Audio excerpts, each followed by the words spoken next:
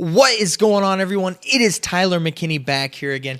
And today we're going to get back into breaking down those XFL Week 2 games. That's right, we are in Week 2, and we're going to be looking at kind of my predictions and my thoughts and looking at some pregame going into this weekend. All right, if it's your first time here, hey, glad to have you. If you're a return viewer, thanks for coming back and thanks for watching more videos. And if you haven't yet, why have you not subscribed? Seriously, guys, this is just absolutely crazy if you haven't. I mean, doing the best XFL content there is out there, right? Listen, I know everybody and their brother's doing the XFL content, but listen, it's just a little button. That's all you got to do is just hit that little button, hit the subscribe button. I'm being silly, but you know that it'll help the channel out if you subscribe. So if you haven't yet, I would love to have you as a subscriber. And two, subscribing, listen, we are over 900 subscribers. If we can get over that 1,000 subscriber mark, you know that opens up monetization for the channel to where I can start bringing in some money through YouTube. But more than that, that opens up other features and other things that we can do through the channel. So I can start to interact with you guys in different ways and in more ways than what I do right now. You know that I love going through and interacting with you guys in the comments, and that really opens that up to kind of another level with that. So I would really, really like to be able to kind of expand this YouTube channel, especially as we're changing the name of the channel. And yeah, these are going to be our last few videos as TM33 Sports Talk, and we're going to be changing over to a break in the action sports. So I'm really excited about doing that and would love to kind of really start that launch off with the new features of that we'll be getting with going over 1,000 subscribers. So you know I really appreciate you guys, and I love having you guys. And again, thanks to all of you guys for all of your thoughts, your prayers, all of that for me this past week. I have been down ill, and literally for 2 days I could not talk. I literally could not talk, and I've just been writing this thing out. It has not been a fun week, but I appreciate you guys bearing with me. It's kind of put some things on hold this week. I had a whole lot of content I wanted to get to. I wanted to get to some video breakdown and some game breakdowns, and I just didn't get a chance to film those videos because I didn't have my voice this week. So I apologize. Next week, you're going to get a whole slew of things. I think you guys are going to be pretty happy with and I'm pretty excited to see. So hopefully you'll be pretty excited to see that. All right, let's not waste any more time. Let's go ahead and let's get down into this. Let's start breaking these games down. And listen, we're going back to Audi Field, and we're going to go back on Saturday at 2 o'clock. We're going to be the same time, the same place, and we'll see what happens. Maybe we'll get the same type of outcome. Who knows? But we got the New York Guardians. The undefeated New York Guardians are going into Audi Field. They're going into the home of the DC Defenders. That's right, the Defenders. The Defenders who are undefeated as well. We got two juggernauts in the East going up head-to-head, and both of them are really putting their records on the line. Granted, they're both only one-game winners, but hey, right now, they're both undefeated, so let's go ahead and let's ride that. And listen, they got their records on the line here. Their reputations are on the line, and this is the first time that these two teams are meeting up, and I felt pretty good about my Saturday picks last week, and this week, I went 2-2 for my picks for last week's game, and so it was okay this week. Do I feel as strongly about it? No, but I feel pretty good about the picks here. So we've got the DC Defenders. They're going ahead and they're giving 6.5 points up to New York. Now we're going to be in Audi Field. That's right. That's in Washington, D.C. And I think that they're going to have that place rocking. They're going to have that place pretty packed again this week. Now I haven't seen anything on the official attendance. We'll probably get that sometime around Saturday evening, maybe Sunday, to see exactly how many people. But listen, they put over 17,000 people in that place last week, and it was pretty good. And I think that they're going to have decent weather again this week. It's not going to be as good as what it was last week. Last week they were in the mid-40s. It was really nice. This week I think it's going to be just a little bit chillier. Forecast is calling for about 38, 39 degrees come kickoff. Light wind, really no precipitation in sight. So I think that they're going to have a really nice day for football, kind of a partly cloudy type of a day for football. We're looking pretty good. I think that it's going to be a really nice atmosphere for the people there, and I think definitely 39 degrees is really is a nice sweet spot for playing football. And that, especially if you're actually out on the field, the weather when it's a little bit chillier like that, I don't know. For me, it was it was nice to play in that kind of a thing. So pretty good. The game's going to be on ABC. Like I said before, the Defenders are giving up 6.5 points. Now let's go and let's break some of this game down, right? So we got these two teams, and both of them look pretty good in their first game, and both of them had 3 takeaways in their games, and so. We got two defenses that played fairly well. All in all, I would say that both of them did pretty decent. I think they both took advantage of the other team's woes, and I think that that's going to be really key in this game. And so when I'm looking at these defenses, I'm really looking to see who's going to really be the team that's going to make the other team create the mistakes. Because I feel like last week, not only I'm going to give them credit for making the other team make mistakes, but really a lot of it is that the other team just made mental errors, whether it was just errant throws by either Murray or Silvers, or if it was just bad, just play by the, by whether it be a blocker or something like that, and they really took advantage of those. So we're going to see this week if they can turn around and do that. Now I will say that that one thing that the Defenders do have going for them, that the Guardians don't, is that the Guardians gave up a lot of yards. Now I will say that they fell into this bend, don't break type of an atmosphere last week, right? Well, this week, I don't think necessarily they're going to get that opportunity. When the DC Defenders scored, they scored on very dynamic, big plays. And it all started with Cardale Jones. Cardale Jones really rated out to be the best passer last week, and it really showed. He was very efficient in his passing. He only threw about 26 times, but completed a good, in the high 60%, maybe even the 70s. I'll have to look at this. But he really was very efficient, when it came to it. So as you're looking at that, he completed in the 60s percentage. And as I'm looking at these two quarterbacks, it's really going to come down to both of them managed the game well. Now, Cardale Jones, I feel like he made more plays than what Matt McGloin did. Matt McGloin didn't necessarily have to step up and make the plays that Cardale Jones did. And Cardale Jones really took and put the team on his back and really made the throws and the plays that he needed to as the game went on. He really was the field general and really took control of that team, and it looked really good. Now, that being said, Matt McGloin did a good job. He was kind of the better of the two quarterbacks. As the game went on, Matt McGloin seemed to kind of slide into that space with the game, whereas Aaron Murray kind of fell back. Now, it might be due to his injury. I have no clue with that. But as we look at that, both of the quarterbacks kind of took a step up a little bit with that. However, I feel like when it comes to the two quarterbacks, I really like Summers on the back end and Soro. I like both of those guys for the DC Defenders, but I really feel like Matt McGloin's going to have his hands full with that Defenders backfield, and really those guys on the back end. Now, granted, I know Slav, I don't know how you pronounce his name. He did get traded and to LA, and he had that big interception return for a touchdown. Now, granted, the wide receiver fell down. That was able for him to easily pick that ball off and run it 69 yards for a touchdown. So we do have that. He's not there anymore, but they are getting a really nice linebacker / defensive lineman in Johnson. Anthony Johnson's coming on board, and not only do they have a fierce defensive line, but adding him into the mix, if he plays this week, it's going to be huge. And I see them kind of ravishing the Guardians. Why?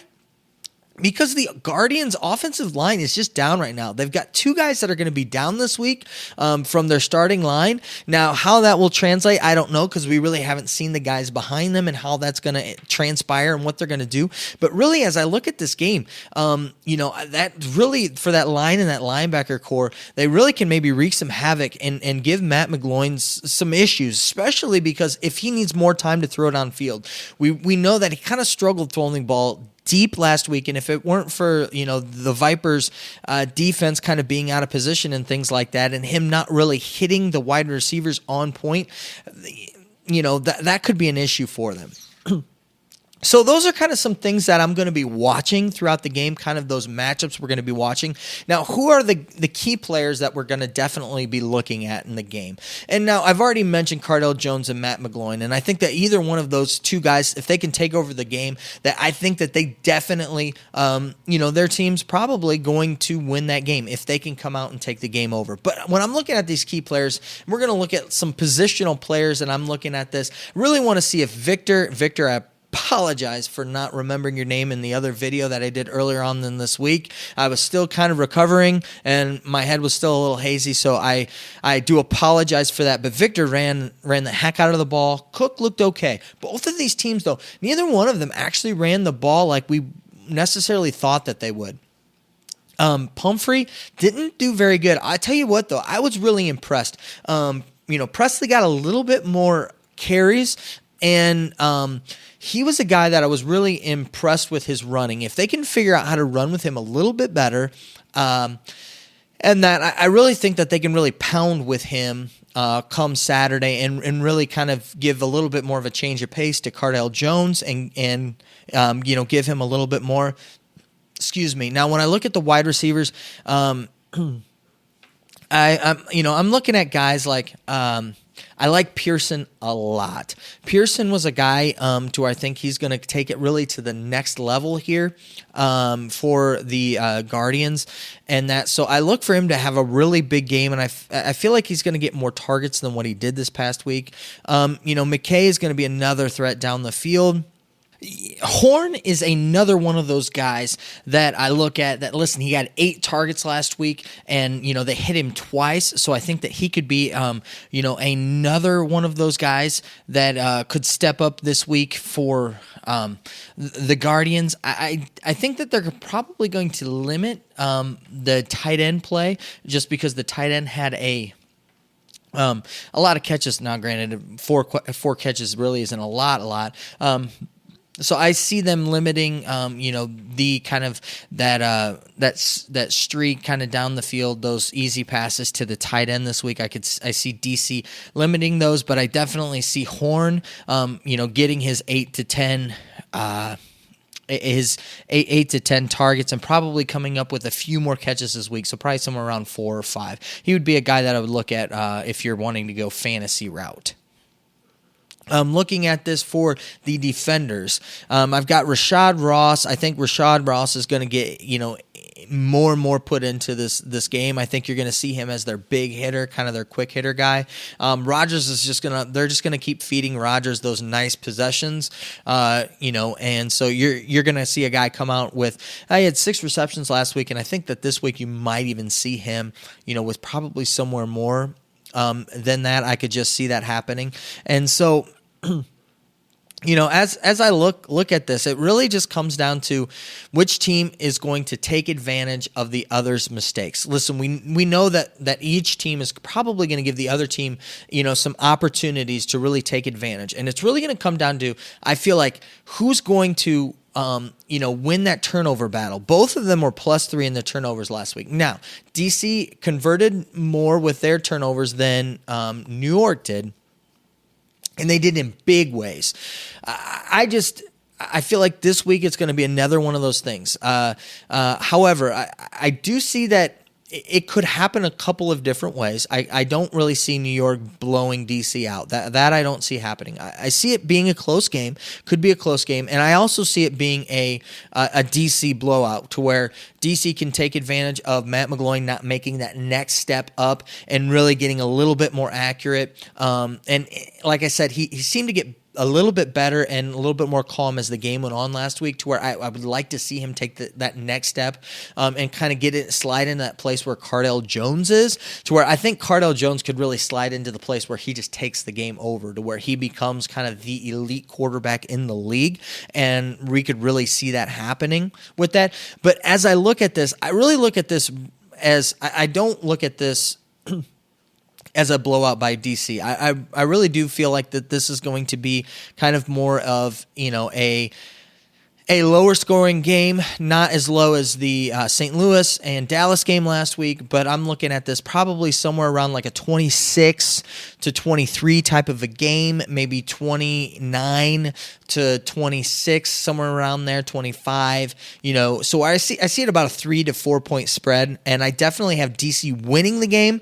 But if I'm going to pick against the spread, I'm definitely go with New York this week. I think I'm just. Kevin Gilbride, I really like the way that he's put this team together.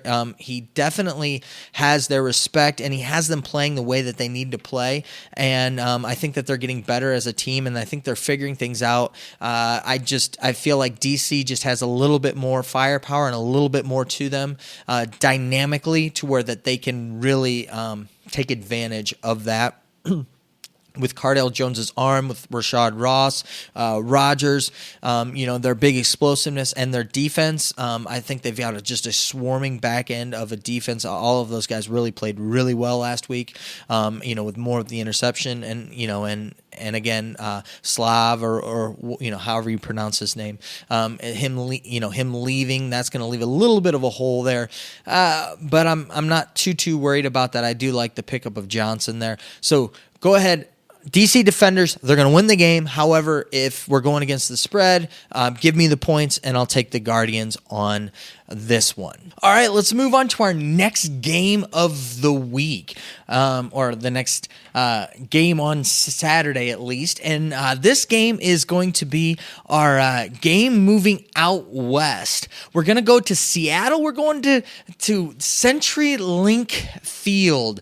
That's right. We're going to be kicking off around 5 p.m. We've got the Tampa Bay Vipers coming into town, and they're going to be facing the Seattle Dragons. And the Seattle Dragons are going to be having their home opener this week. And if you remember, they're expecting 30,000 people in that stadium. Now, that's not a whole lot of people for that stadium. That stadium holds almost twice as many people as that, actually over twice as many people as 30,000 people. But the thing about the stadium is this stadium was designed for sound. The stadium was designed to create sound, and sound so much that it's actually designed to project it at the opposing team's sideline. Yes, that's right. That's supposedly how they built it, the CenturyLink field. So that's supposedly to give to Seattle the home field advantage here.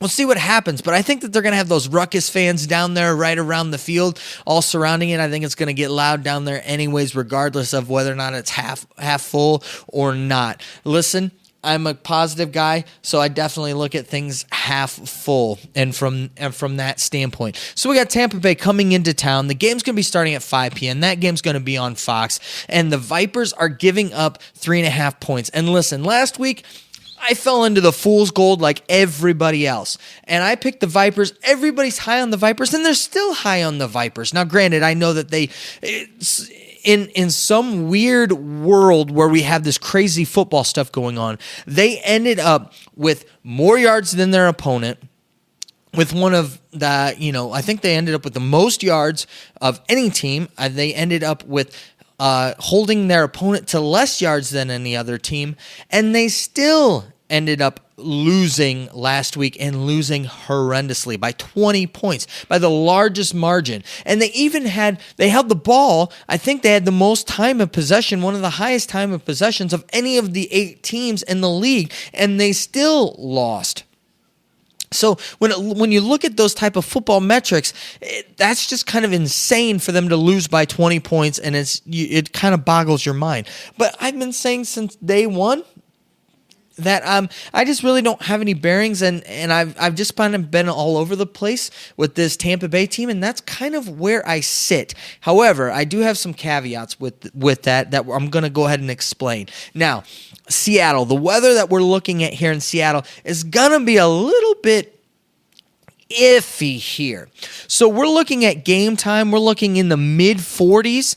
And about a 50% chance of rain. Now, it's supposed to rain possibly throughout the whole day.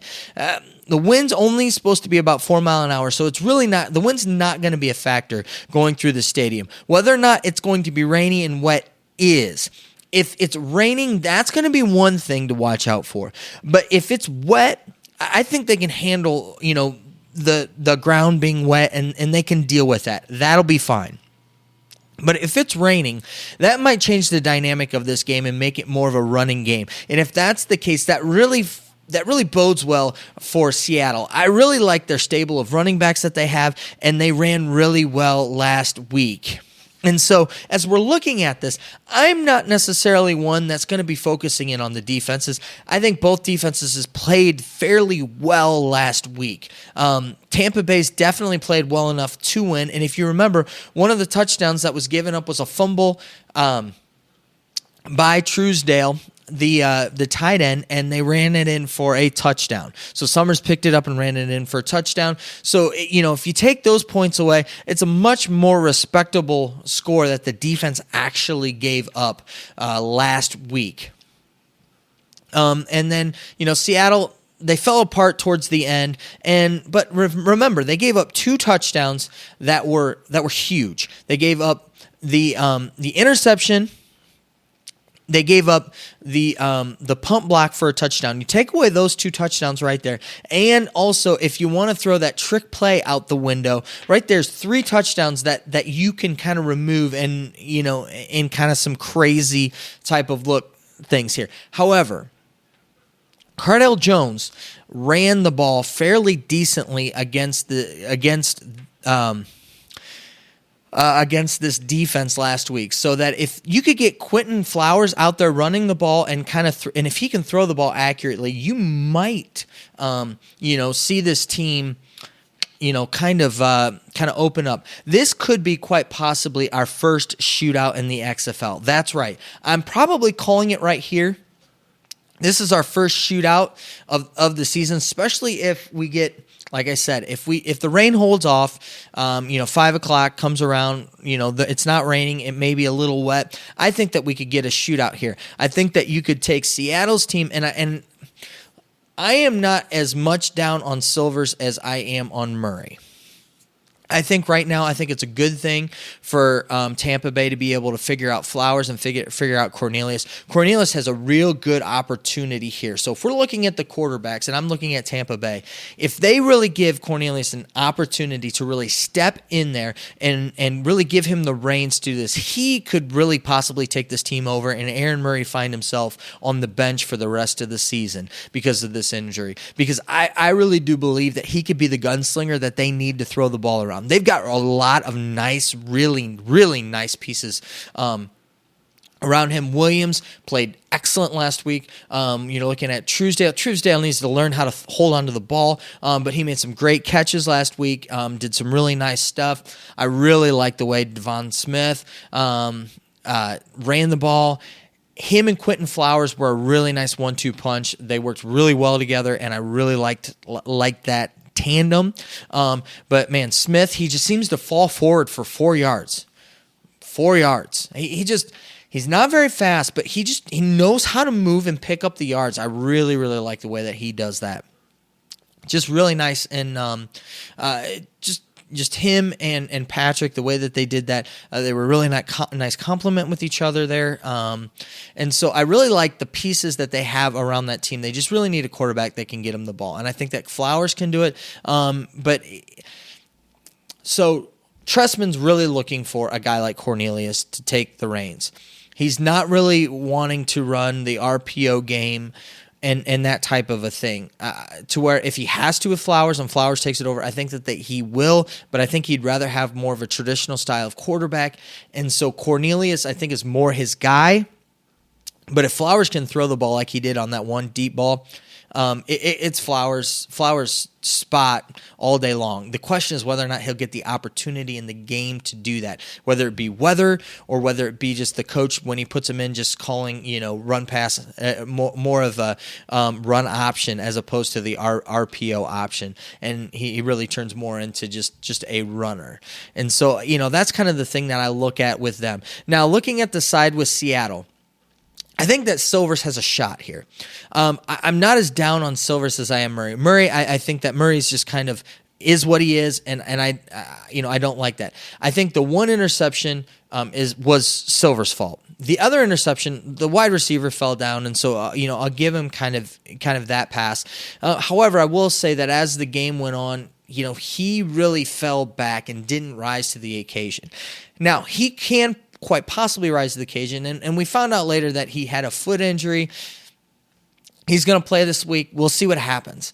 I really would have liked to have seen a little bit more of BJ Daniels towards the end of the game to see really what he could do, because they were in a battle neck and neck, and I personally would think that he would be really good, especially with these running backs. I would really like them to target Trey Williams a little bit more. Now, they got him the pass, and he was able to score in the touchdown, and I think they need to do a little bit more with that. I think that Gardner ran okay. I still like Farrow. Man, Farrow is just a nice, strong running back. It reminds me a lot of Smith. Get these guys moving and running the ball, especially if it's wet and rainy. Get them the ball, do that, and then also spell with Perrell. Man, I really like just those. Use him like Edelman, if Wells Welker type of a guy. That type of wide receiver is what I'm looking for out of him. It's going to be sharp to me. And I look to see another big game, from him. Like I said, I really, really liked, what he did. And so, yeah, as I'm looking at this, that's kind of where I'm sitting at with this game. So looking at this spread, it's anywhere between 2.5, 3.5. I'm going to go ahead and I'm going to go ahead and take the points with this one. I'm going to go 3.5, and I'm going to say Seattle wins this game. I like Seattle a little bit better. I think that they've now, granted, that defense could create havoc for them in Tampa Bay, and who knows? I could just sealed my fate here, and Cornelius is just going to have an amazing game, and because Aaron Murray's not in the game. Who knows? But he's a young guy. When you really look at it, he's really looking at him kind of like a rookie, like Ta'amau, and so he's getting his first experience of live, pro ball, and so having some jitters, and if that Seattle defense can take advantage of that, I think that they can really pull some things out. Now, both of these teams were bitten by the turnover bug last week, and so for them to if they can change that. The neat thing is that both of them have an opportunity to put themselves right back in the running for the division. They're both 0-1. It's only 0-1, and it's week 2.